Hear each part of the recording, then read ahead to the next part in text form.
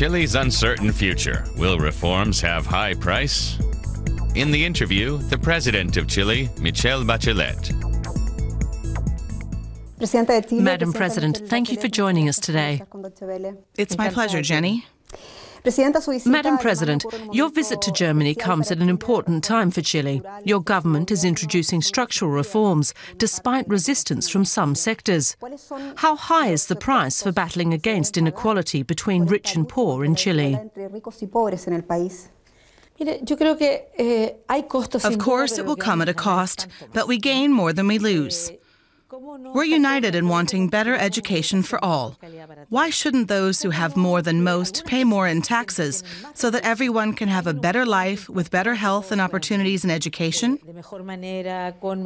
Yes, there are costs, but we're making sure the burden is shouldered by those who have more and can cope better. In a country like Chile, we can expect even greater efforts from people like that for the benefit of everyone. Such decisions sometimes have a price, but we're taking care not to put that on the people who always pay, the poor and marginalized. Rather, we put the costs to people who can afford them.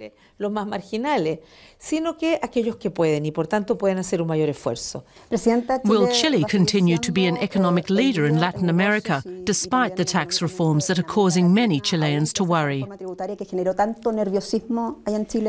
The good news for all those who are worried is that the reform process is being implemented step by step. Companies have time to set everything up, and we are constantly considering the economic circumstances that we're working under. The process is being helped along by parties across the political spectrum. The new rules are very clear. Now we need the efforts of the private and public sectors to implement the reforms. That also goes for our foreign investors, on whom we're calling to keep believing in Chile. Our country is reliable. It follows clear rules. It adheres to agreements and offers Chilean and foreign investors fantastic opportunities. I believe Chile is a country that people trust. As a journalist, I reported on a range of free trade agreements between Chile and other countries during your first term of office. Back then, your government had a fundamental interest in liberalizing trade. What's changed since then? Why are you now striving for such radical changes? Free trade is important to us, just like before. We're about to negotiate an agreement with Indonesia. That's our next step. We already have agreements with more than 50 countries, and our trade with them makes up 80% of our gross domestic product. We're doing good and valuable work on this front. So what do we want? Things have gone well for Chile. We're a leading force in many areas. The Chilean people say that if things are going well for the country, then we've earned it. That's why we're no longer satisfied with basic facilities. Just having access to education isn't enough anymore. We want good, quality education. Likewise for health care. Older people say if the economy's working, they want to grow old with dignity. Workers say they want Chile to be a modern country, but also that being modern is not just about having a high GDP. It also means having good working conditions. We're here in Europe. Now we want to offer people in Chile the same rights and opportunities that people here have. The introduction of free education is being followed closely in Europe. Will you actually be able to implement this? I ask because the protests against that reform continue and the government doesn't seem united on this issue. In a democracy, there are always different opinions. That doesn't worry me. It's natural.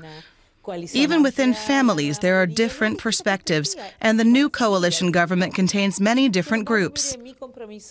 I've taken on the task of changing the established paradigm for Chileans and students.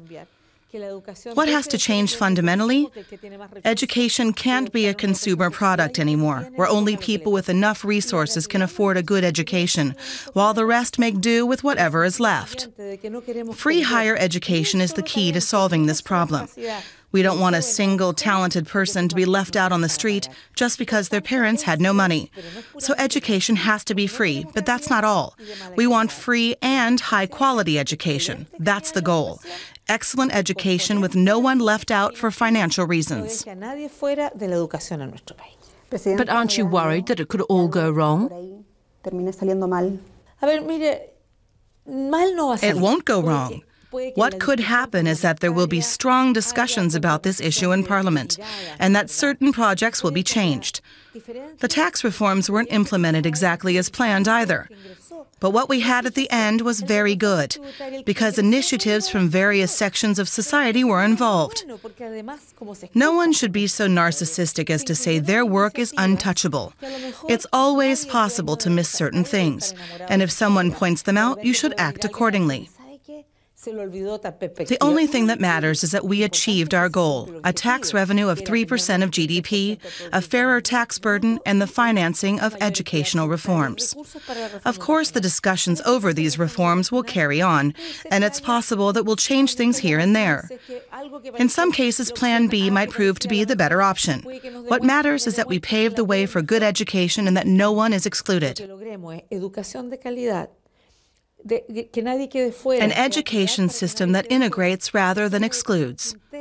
We're always open to suggestions that will help lead us to this goal. Are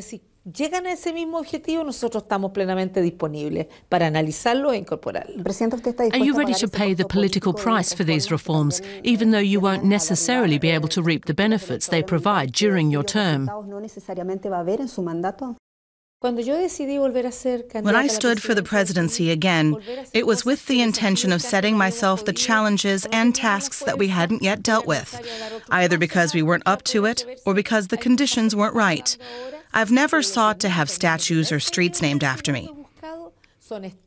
I'm happy to do what Chile needs and what the people want. What role does the project of an integrated Chile have in relations with Germany? What did you discuss with Chancellor Merkel? Relations with Germany are very important, for historical reasons, with the large number of Germans living in Chile, with the many Chileans who have German roots, and with the many Chileans living here in Germany. But also because we developed in similar ways, because human resources and education are given great worth here.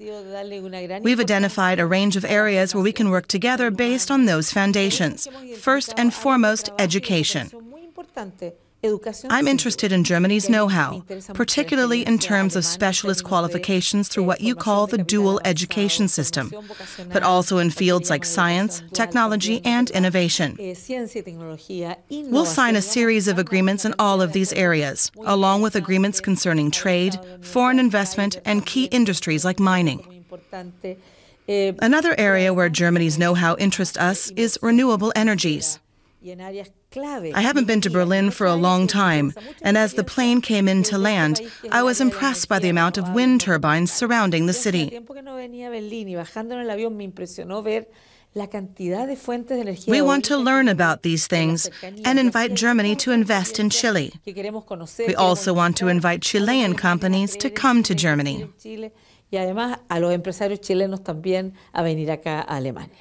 Präsidentin, sprechen Sie noch Deutsch? Oh, ein bisschen. Aber meine deutsche Sprache ist ein bisschen rustig. Es ist gut genug. Se lo pregunto I ask because you mentioned Berlin. You lived in East Germany during your exile, and you know already that your visit comes just before the 25th anniversary of the fall of the wall. Looking back, is there anything that you're grateful to the Honecker regime for? It was a difficult time in Chile. Many people feared for their lives. At the time, both East and West Germany offered us help and a place to live, where we had a present and a future. In that sense, I'm grateful for my experience in East Germany. But I know that other Chileans had the same experience in West Germany. So all I can say is thank you. Marco Honecker lives in Chile. Several former members of the Colonia Dignidad live in Germany. Tell us about the plans for a bilateral extradition treaty you announced in Berlin. Our foreign minister will meet with survivors and victims of the Colonia Dignidad. A subject that we've discussed regarding the background of the Colonia Dignidad and other relevant criminal cases in Chile is that in this scenario, it actually depends on Germany. But there are already similar examples of such treaties being signed with other European countries. So I have asked my staff to draw up an agreement with the EU to enable extradition when requested by Chilean courts. I've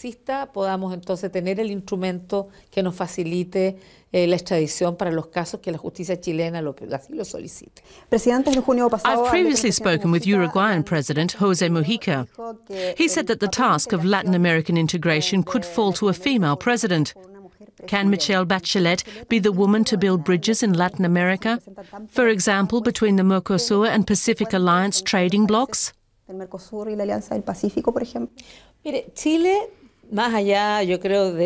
Chile has always seen itself as a country whose ports open out to the Pacific. But we don't turn our backs on the Atlantic either. We have always viewed our region as one entity and believed that we must learn from European integration. We still have far too little trade within Latin America. That's totally different to Europe. We see ourselves as a country that builds bridges. We support the Pacific Alliance strongly, but we also see common ground with our Latin American neighbors. We don't want to leave the Pacific Alliance, but at the same time we want to find out where we can move forward together in South America to promote integration in the region. Michelle Bachelet, thank you. Thank you, Jenny, and greetings to everyone watching.